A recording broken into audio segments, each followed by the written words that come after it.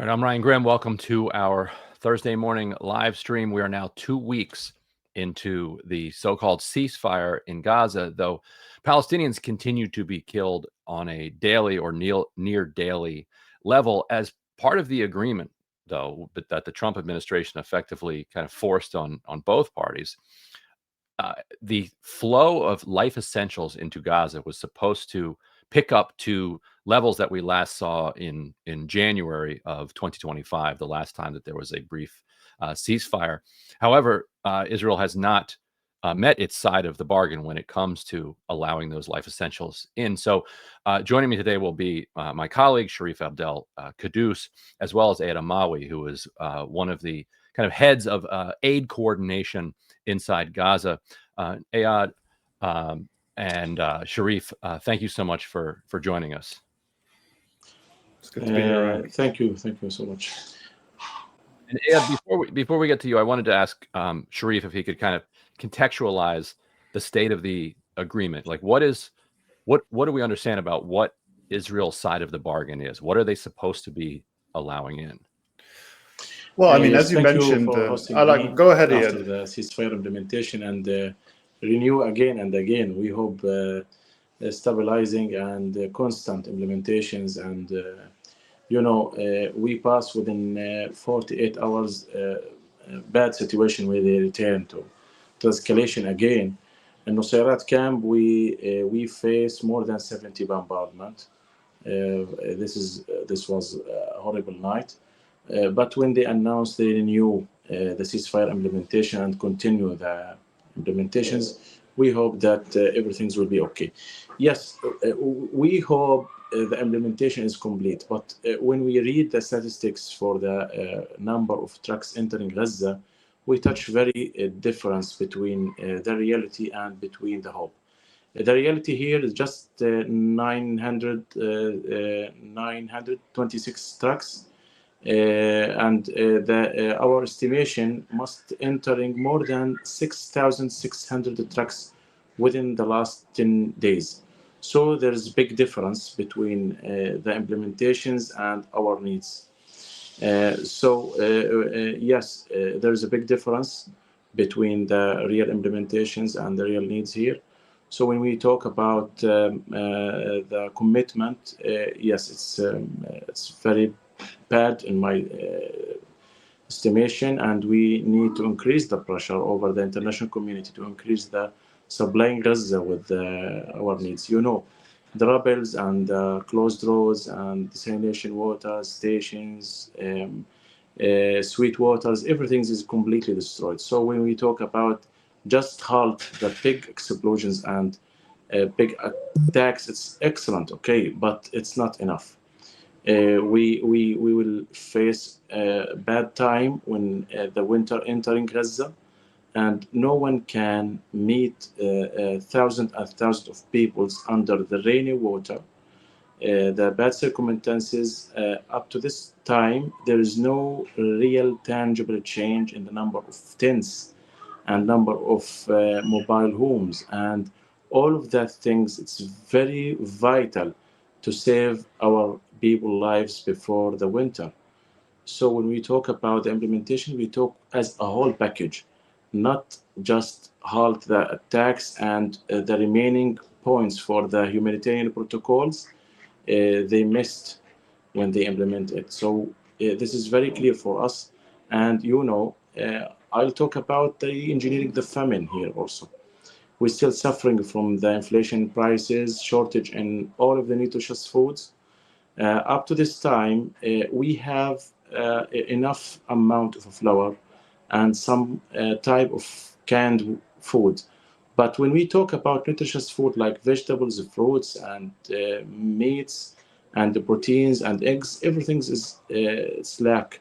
There is no enough amount. And even though we have a little, we must pay for a higher cost, and we at some time we pay for 1 kilogram of tomato more than $15.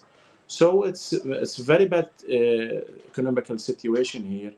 So when we talk about implementations from my side as NGOs coordinator and as civilians, we must touch a change in everything, especially economical situation and relief situation and reopening roads and removing rubbles, entering cements, entering all of the huge machinery that we need to facilitate our life and to let people here resume our partially normal life. So this is the situation now. And Eyad, I wanted to ask you, just to be clear, the bare minimum amount of trucks, and this is the amount of trucks that were coming into Gaza before October 7th, 2023, was 600 a day. And Hello? that is the bare, I'm not sure if Eyad can hear us, but I'll just continue talking and You hear maybe, me? Ryan, can you type in, just maybe tell him to reconnect, and I'll continue discussing this. But basically, as an overview, what Ryan mentioned in the beginning is that almost 2 weeks into the ceasefire, not a day has gone by without Israel violating the agreement. It has killed Palestinians every day in shootings, shellings, airstrikes. Just last week, in one of the deadliest attacks, Israel killed 11 members of one family when it fired a tank shell on a car carrying the Abu Shaaban family in the Zaytun neighborhood of Gaza City, as they were trying to return home to check on their home. 7 children and 3 women were killed in that attack. That attack barely made international headlines. It didn't make headlines. It was a small story buried in much of the press. 2 days later, on Sunday, Israel unleashed a wave of airstrikes, the kind of scorched earth terror bombings that have been a defining tactic of the genocide. And this is what Eyad was referring to when he said there was 70 strikes in his neighborhood alone on Sunday. And this came after 2 Israeli soldiers were killed in Rafah in what they claimed was an attack by Palestinian fighters, although it seems that their vehicle drove over an unexploded IED. In any case, Israel's response to 2 of its soldiers being killed was to bomb cafes, tents, schools, homes, killing dozens of Palestinians. And so nearly 100 Palestinians have been killed in direct attacks by Israel since the ceasefire went into effect on October 10th, and more than 300 have been wounded. Now, the official death toll has gone up much more than that, because for 2 reasons. One is about 450 bodies have been recovered from under the rubble. And as the world focuses all this attention on the bodies of dead Israeli captives being returned, not nearly as much attention or focus is put on the estimated 10,000 Palestinians who are missing and buried under the rubble across Gaza. The entire enclave is a massive graveyard of the unknown. Our colleague Abdel recently did a heart-wrenching story about this, about Palestinians trying to dig out their loved ones from under the rubble with little more than hammers. Israel is not allowing in the equipment, the excavators, a lot of equipment and teams of different resources that need to get in to be able to even begin this process. One woman he spoke to, Vivian El-Har, her entire family was killed in an airstrike just 2 weeks before the ceasefire, when Israel was conducting this massive ethnic cleansing campaign on Gaza City. They managed to pull out the dead bodies of her husband, her 4 daughters, her son, her brother-in-law. But one of her sons, they couldn't get the body out. And he just remains there. And she has called civil defense. They don't have the equipment to dig him out. Abdel spoke to her, and to add insult to injury, Abdel spoke to her in a cemetery where she buried her family. It's a cemetery opposite the Ma'madani Hospital, the Al-Ahli Baptist Hospital. It was completely bulldozed and ruined by the Israeli military. So she came to that cemetery to mourn her family, and she couldn't find their graves. She couldn't find their graves because the whole place had been bulldozed, and she was wandering around looking for the graves of her other family members while one of her sons is buried under the rubble.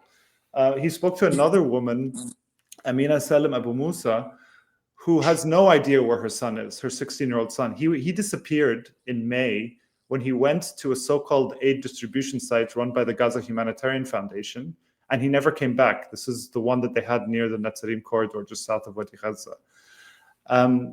And she said, in the interview, she said, I don't know if he died, if he was martyred, imprisoned, arrested, if he got shot, and the dogs ate him. And every day since the ceasefire, when the GHF sites were dismantled, she has gone to that site and she just wanders around. She says, I come here just to smell his scent.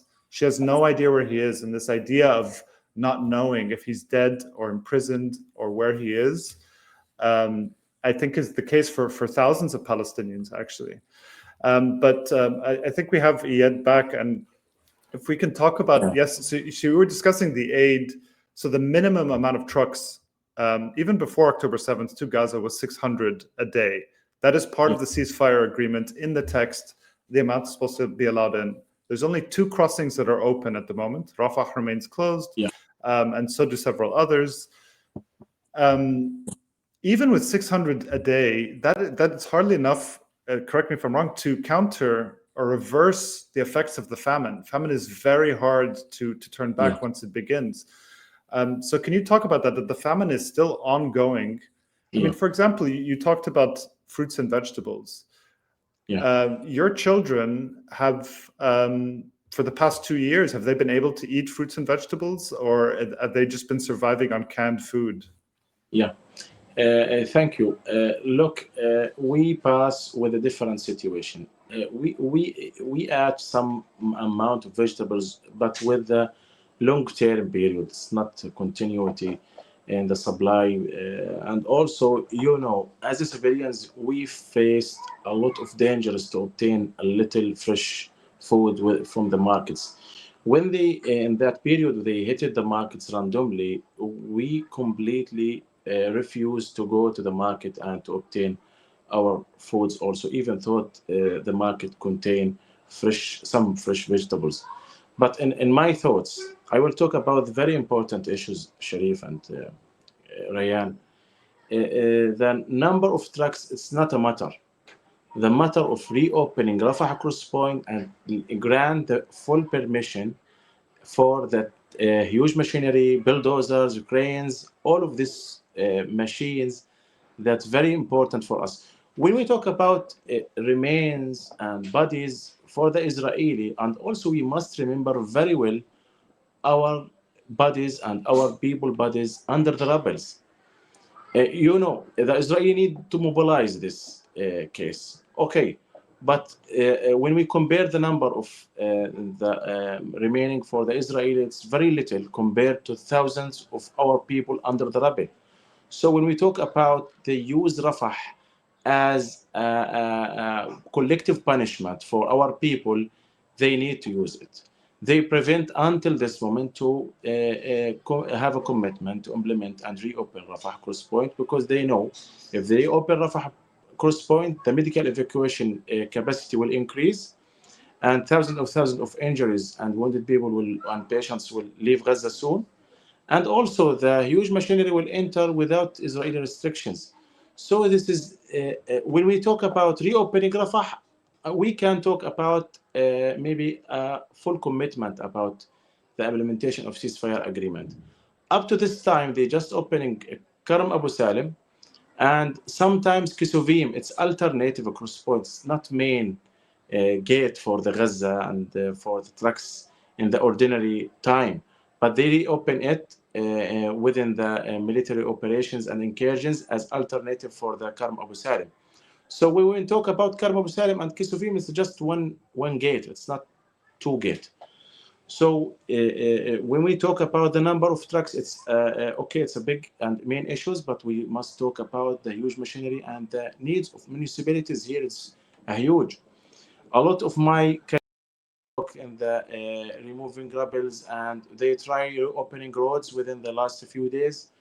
They mentioned to me a lot of horrible stories, a lot of remainings, bones under the rebels. They didn't know how they can recognize the bodies, their identity, and we can save the remains in the nylon package, and how they can put them and protect the society from the remainings. And we have infectious environment after the sewage network is completely destroyed.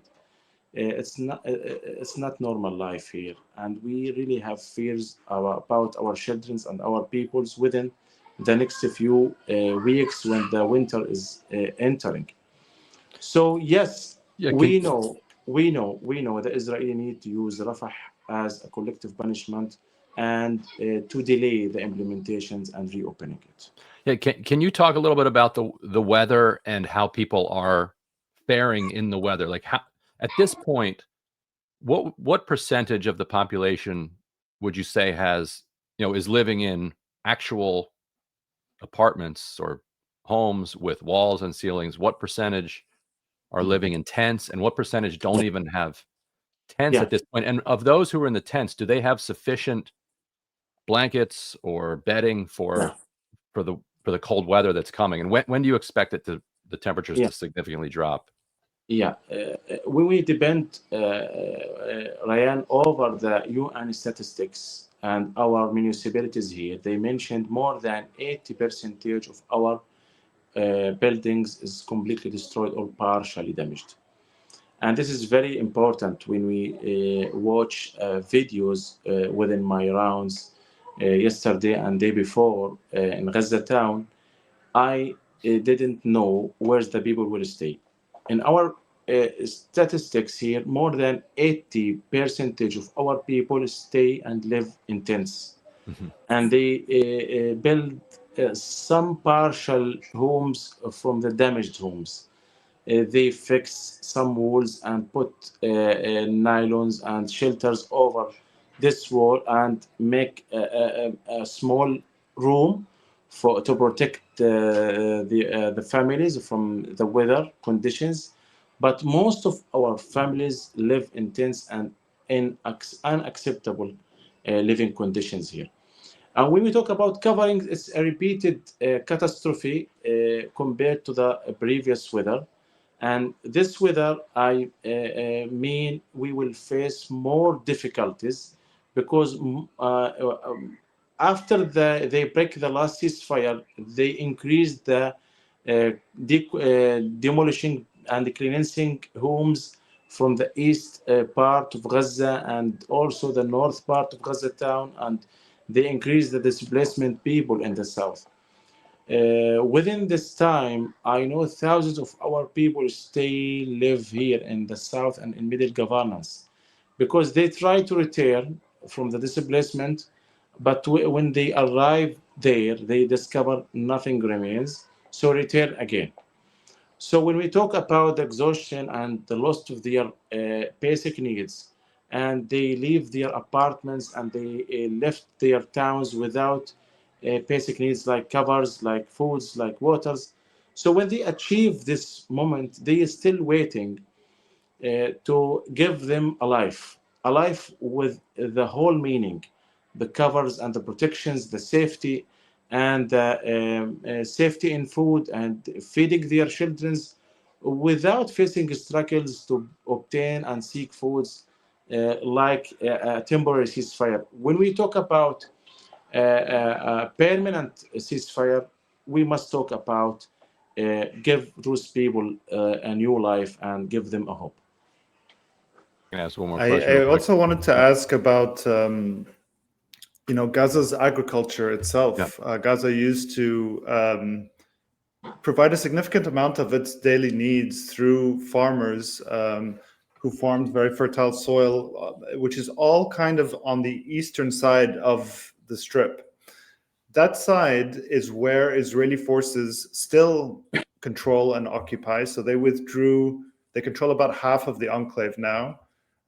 They withdrew to an area called the Yellow Line. Behind that Yellow Line is where all the agriculture of Gaza is or was, because they systematically destroyed all the farmland, nearly all of it. I mean, according to the United Nations, only 1.5% of agricultural farmland is still there or accessible. So this is another way that they have decimated Palestinian society, Palestinian economy. And also very importantly, the olive season, the olive harvest just began, a couple of weeks ago. And for the third year in a row, because it came around October 7th, that's when the olive harvest is. So for the third year in a row, Palestinian farmers have been unable really to harvest their olives. And we did a piece about this, and one agricultural expert said he estimates about 1 million olive trees of Gaza's 1.1 million trees have been destroyed.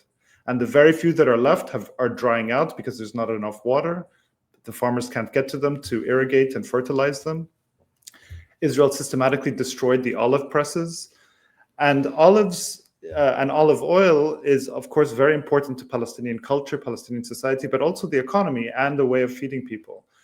So can you talk about this decimation of Palestinian farmers and their livelihoods?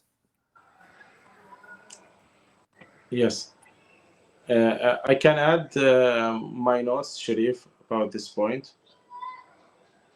Yes, please. Yeah.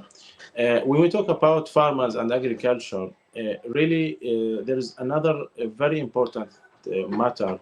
When we talk about polluting underground waters, and a lot of samples, when we check with the cooperation with the others, society here and municipality, we discover it's not appropriate for agriculture and farmers work here. So it's another issue when we talk about the systematically and very well calculated policy to destroy the agriculture. Is that from the ordnance? Is that from the bombs? Yeah. Like the toxicity from the bombs? Yeah, we expect that from the bombs, the huge bombs. When we calculate the bombs, we talk about every person here. Maybe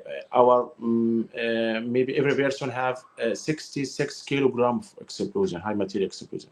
So you can calculate also 1,000,001 trees that face something like that.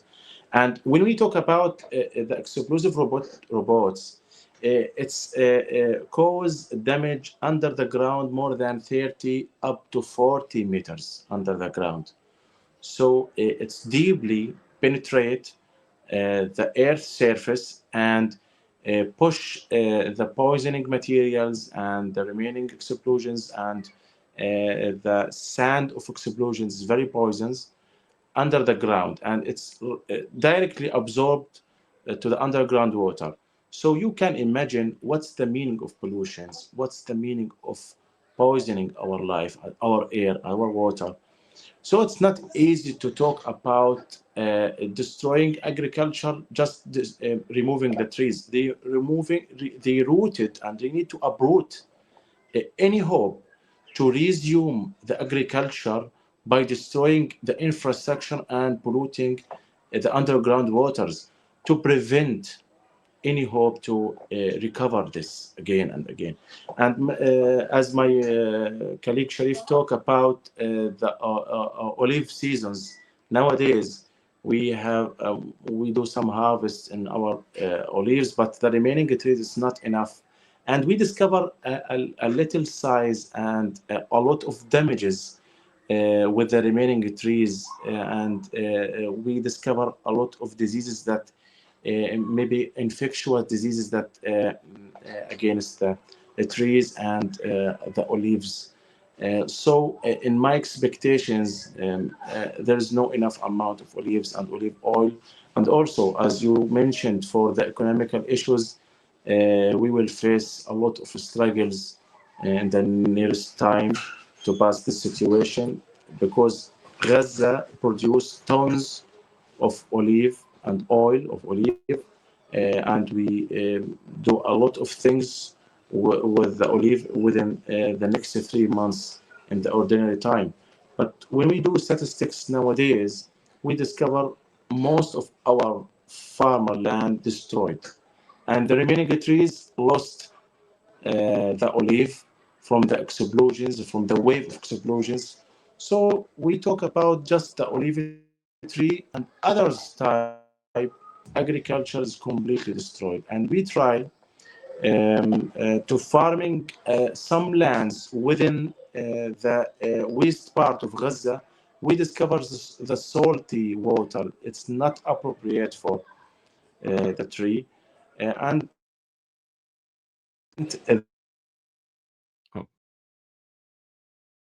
I think we just lost Eyad.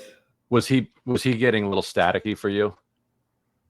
Just at the very end there. Yeah, me too. At the very end, one point I wanted to make, for comparison, for ever it's worth, in the neighborhood that I live in Washington D.C., the university nearby conducted a lot of experiments in World War I for chemical weapons, mustard gas, and all the different munitions that were used in World War I. And to this day, there are bulldozers and diggers that go around digging up soil and getting rid of like toxic soil and replacing it with clean soil. And, we're talking 107 years later.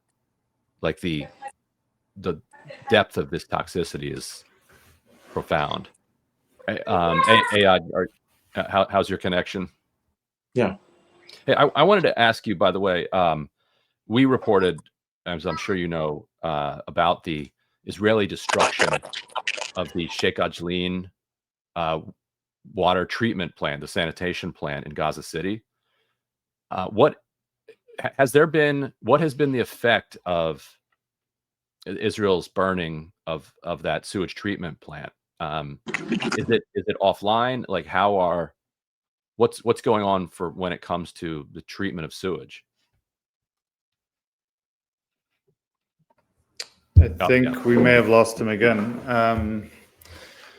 Yeah, just to remind people that treatment plant, this is a story you worked on, Ryan, where, as they have done many times in the past, destroyed and burnt schools and homes and storehouses, as well as water treatment facilities, but they did it in an extremely concentrated way the night or 2 nights before the ceasefire went into effect, knowing that they were withdrawing, and so kind of doing as much destruction as possible, which you documented with our colleagues. Yunus, I wanted to mention also something about the olive oil and olive attacks. This is obviously not just in Gaza. It's happening, and it happens every year in the West Bank, and it's happening to an extreme degree this year as settlers are more emboldened, more violent every year. I think that it's been documented just in the past 2 weeks alone, when the harvest began, 158 attacks have been carried out against Palestinians who are, living with their olive trees and trying to harvest their olives. And we spoke with Jasper Nathaniel, who documented one of these attacks, in a video that went viral, as a settler attacks a Palestinian woman with a club and knocks her unconscious. This is just what's caught on camera. This happens all the time. And when you speak about, the parts of land that Israel occupies, they have area A, B, and C in the West Bank. Area C is which Israel has administrative and military control, even though Israel really controls the entire West Bank, is where all the most fertile farmland is, and all the underground water is. And also, when we talk about, the olive tree being this important cultural symbol for Palestine, there is a process of ecological colonization that Israel has been embarking on in decades, where they uproot olive trees and will plant pine trees or different kinds of trees that are actually not natural to that environment. Which then burn at the drop of a match. They burn, they destroy biodiversity, they look more European. Right. But this is also part of this larger process of a settler colonial project. Eyad, thank you for coming back. Maybe we can get a final comment from you on what you think people need to understand right now. There's a lot of focus on the ceasefire, on what's coming next, of Hamas disarming, of what kind of stabilization force, quote unquote, is going to be in Gaza, who will run it. But yeah, I think the reactions that I got from the ceasefire from people I speak to on a regular basis in Gaza was joy, but also a lot of sorrow and fear that the ceasefire will break down, but also that Gaza has been destroyed. So what do you think people should understand right now in this period? Yeah, this is a very important question, Sharif. Yes, we have a mixed feelings between hopes, worries, and happiness. But when they break the ceasefire within the last days, really we recover fears and with a high percentage, maybe devastated, and we hope the implementations will complete. But yes, you are correct when we talk about disarming Gaza. All of our civilians really laughed when they hear that. Nothing remains in Gaza to talk about Gaza as an entity or as a country.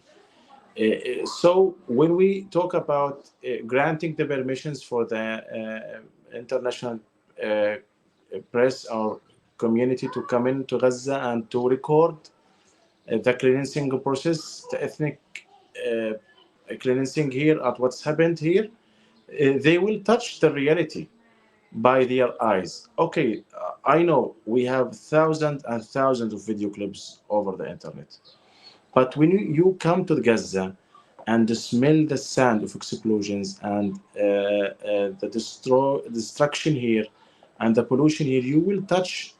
There is nothing real when we talk about disarming and let Gaza doesn't shape any threat over the Israel. There is no any threat. The threat really over our civilian Gaza, or over our children who is suffering from immune diseases, and our wounded and injuries. They still waiting in the waiting list for to medically evacuate out of the Gaza. So really, we hope entering the second phase of the ceasefire without troubles. But you know, and we know, the Israeli will not let it pass easily. They will put struggles and they will resume some attacks. But all of the things depends over the mediators' rules. So we hope all of the international community and the mediators increase the pressure to pass and to entering the second phase, especially to let the Israeli withdraw completely from the yellow line. The yellow line is the death line.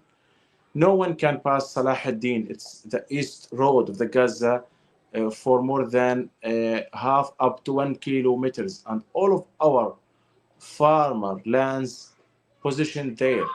So no resuming life with the first phase of the ceasefire. All of the things here is temporary. We need permanent implementations and complete withdrawal from Gaza, especially from the east part and to the north part, to distribute our peoples on over the land in Gaza Strip, to decrease the number of crowded people, especially in the Mediterranean caverns and in the Khan Yunis and the south and Mawasi.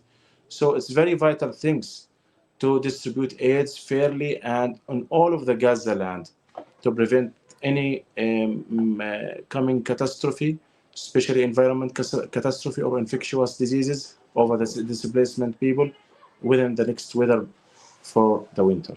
So this is the situation and our hope.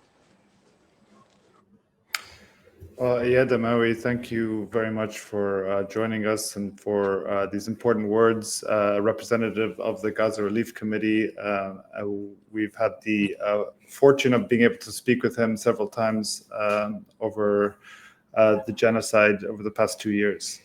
Please stay safe, and we'll continue to be in touch. I also just wanted to give an update to our viewers about, well, this issue of people being able to access Gaza now that there is a ceasefire, and Israel continuing to prevent international journalists from entering. There's a group called the Foreign Press Association, which is made up of foreign journalists based in Jerusalem, representing dozens of international news organizations. They had a case that went to the Israeli Supreme Court requesting entrance into Gaza. Today, that court basically delayed the case and gave the Israeli government a month to present a new position in light of the ceasefire, because there was a previous case that they filed in September of 2024, and basically the Israeli government said that the court said no based on objections of the government based on security grounds. So then this is a second case saying, okay, there's a ceasefire now, so why can't we get in? And they gave the government a month to delay it. So a quite disappointing, not unexpected decision. But that's also preventing international media from getting in, helping to shoulder some of the labor of covering what's happening in Gaza from Palestinian journalists who have died in record numbers and have suffered immeasurably. So that's happening. But before we sign off, Ryan, I wanted to ask you about a story you've been following about here in the United States, about Senate candidate Graham Platner and what's happening in Maine's Democratic primary. Yeah, this is a really incredible story when it comes to the fight for control of the Democratic Party. Because Graham Platner, kind of when he launched his campaign, the thing that he leaned into was that the Democratic Party's leadership has been complicit in a genocide, and that it was a generational moral failing, and that there can be no credibility on any issue for a party that is complicit in genocide.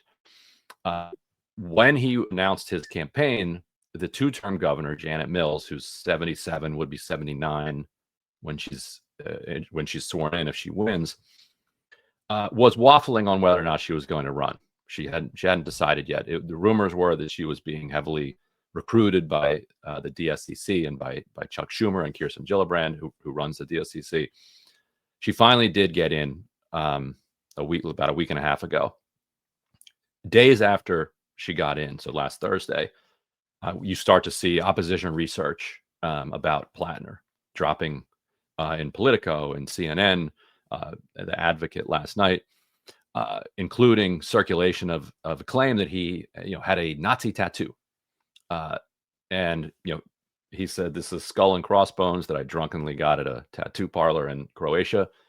It is a Nazi tattoo. It's linked to the SS. So he got that covered up. He apologized for his kind of crude nature of his posts, and said that he's grown since then and has emerged as somebody who believes that the anger that he was expressing was connected to his PTSD from his like decade plus participation in the global war on terror. He now rejects what he had done as being a foot soldier of empire, effectively. And he said the antidote to that anger and isolation is hope and community. And so we have a reporter, Nathan Bernard, who went to his recent Waterville event, also went to an event of his at Ogunquit last night. He said at both of them, standing room only crowds. He was at a theater yesterday that has a capacity of 500. There were at least 600 people at it, standing room only. And he said that people there were just more energized perhaps than before. That's all anecdotal. What you see on the ground, who knows whether or not that translates more broadly. This morning, a survey came out. Let me pull this up from the University of New Hampshire that has, and here, let me post this. Actually, let me make sure my DMs are not up. No, they're not. So this is an almost like comical level of disconnect from the party leadership. So this is a two-term governor. She's the current serving governor. She's now been endorsed by Chuck Schumer, recruited by the party, and she has spent the last week, hammering Graham Platner with opposition research. So this poll was conducted from October 16th to the 21st, which aligns actually with his scandal. The 16th, I believe, was last Thursday, and that's when the stories started dropping on him. This poll has Democratic primary voters supporting Graham Platner at a level of 58%, with Janet Mills, the sitting governor. I can't emphasize that enough. The sitting governor at 24%. And then this guy, Jordan Wood, we actually wrote a story about him. He's at 1%. His husband runs this organization, this company called Mothership Strategies, which pioneered collecting people's emails and phone numbers and blasting them with like if you, and maybe you even have, like, get them, I get them. It's like, they look like you haven't paid your phone bill, like that kind of scammy stuff. Or if you don't give Pelosi $5 now, like the world is going to end by midnight. So he has raised millions of dollars to be sitting there at 1%. But meanwhile, even if you combine him with Janet Mills, they're sitting at 25%, getting absolutely crushed, even in the wake of this scandal. So it represents, I think, a dramatic and fundamental break that the Democratic Party base is undergoing with its party leadership. And I don't think you can disconnect or disentangle the party leadership's embrace of this genocide with the rejection that it is facing from party candidates. So Nathan, who was at the event, he interviewed a whole bunch of people. One of the first people he talked to said, he's apologized for what he said. I want a candidate who doesn't take corporate money and doesn't take money from AIPAC. That's my bottom line. Bernie Sanders has endorsed him and has stood by him. And Bernie Sanders, lost family in the genocide, so in the Holocaust. And so if anybody's going to, have standing to object to somebody with a Nazi tattoo, it would be somebody like Bernie Sanders. But he said, look, he didn't know it was not linked to, it's a skull and crossbones. That's been a symbol for, renegade young men since like the 17th century.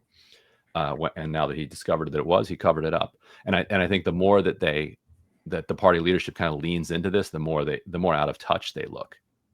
I think what people want today is to know who your enemies are. Mm-hmm. And this has brought, his enemies out of the woodwork. So it's something to watch. And, it also is a question for the Democratic Party about whether or not, young men and women who have lived a life on the internet and said stupid things on it are eligible to participate in Democratic Party politics. Mm-hmm. Or is it just for, kids who did Model UN in middle school and high school and then have been, kind of curating their personality since then. And to me, Democrats have tried that. And we this is where we are. So, and that seems to be the position of the Democratic Party base. Like, we've tried the other thing. Let's try this. So, so stay tuned for Nathan's dispatch. He filed it. I'll be editing it and we'll post it later today. But what he just texted me now, he's like, this poll makes perfect sense with what I've been seeing on the ground. And he's based in Maine. He lives in Maine. And he's written for us back, for many years now, even prior to Drop Site. So he has his finger on the pulse there. So yeah, utterly fascinating race. This is American democracy. You don't get many elections. Most elections are not even, competitive. So right. People look at the ones that are, and right now it looks like this election is not competitive. Like, what is Janet Mills even doing? This is embarrassing. Yeah, I mean, if he's 30 points ahead, that's certainly not competitive. That's not competitive. But yeah, I mean, if it's a barometer for the rest of the party, yeah. And well, yeah, if it is very interesting what's happening within the Democratic Party, between the rank and file, between the leadership. Very large disconnects. I think Gaza is a big part of that, even though the leadership is trying to rewrite history. And, Kamala Harris saying, I wasn't president, trying to absolve herself of positions she took which were supportive of the genocide. But anyway, I think we'll probably have to leave it there. Yeah. Look out for that article that'll be coming up on Dropside, hopefully later today. We are now doing the live stream on Thursdays at 9:30 Eastern. If you want to support our work, you can subscribe on dropsidenews.com. You can also make a 501c3 tax-deductible donation to our work by going to dropsidenews.com and clicking on Ways to Give. We also have a petition up as well calling for international journalists to be allowed into Gaza to support our Palestinian colleagues there. So yeah, that does it for today. On behalf of everyone at Dropsite, thank you, Ryan. I'm Sharif Kouddous. See you next time.